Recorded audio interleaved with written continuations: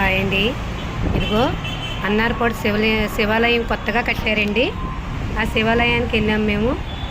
అక్కడ ప్రతిదీ లింగానికి కూడా మన చేతులతో దేవుడికి అభిషేకం చేయొచ్చండి వాటర్తో. అదిగో పెద్ద ఆయన వేస్తున్నారు చూడండి.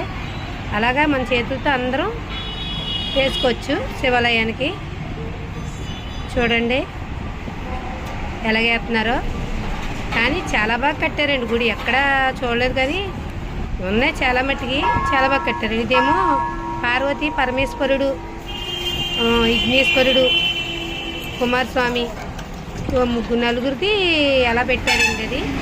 చూడండి ఎంత బాగుందో. ఈశ్వరుడు, విఘ్నేశ్వరుడు, పార్వతీదేవి, కుమారస్వామి నలుగురు అలా కుటుంబాన్ని అలా పెట్టారండి. చూస్తే రెండు కళ్ళు చాలేదండి. చూడండి ఎంత బాగా పెట్టారు.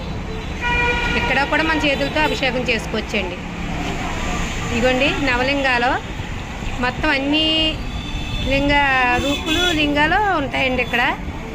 చూడండి ఎన్ని కలర్స్ కింద ఉన్నాయో లింగాలు. రూపు అవి నవలింగాలు అంటారు కదండి, నవలింగాలు అన్నమాట. ఇక్కడ కూడా లింగానికి కూడా ఒకటి వైట్ ఉంది, బ్రౌన్ ఉంది, బ్లాక్ ఉంది, పటికి ఉంది. చూడండి ఇది లింగం అంటారు కదండి.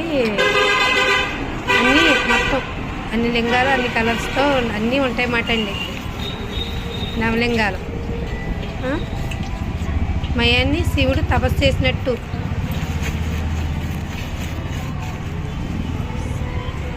ఇదిగోండి ఇప్పుడు నందీశ్వరుడిని చూడండి. నందీశ్వరుడి దగ్గరికి వెళ్దాం. గజస్తంభం అండి ఇది. ఇదిగో నంది చూడండి. ఇక్కడ నంది కంటే అండి చెవులో చెప్తే ఏ మాట అయినా ఆయన ఆలకించి మన కోరికలు నెరవేరుతాయంట. పరమశివుడికి చెప్తాడంట. అలా చూడండి ఒక ఆవిడ కూడా చెప్తుంది చెవులోని.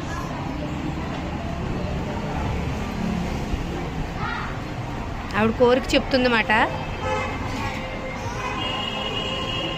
అలాగా నందీశ్వరుడు ఆలకింతాడంటండి. అగో విఘ్నేశ్వరుడు అండి. ముందుగుంటే పరమేశ్వరుని కలిస్తే విఘ్నేశ్వరుని కలాలి కదండి.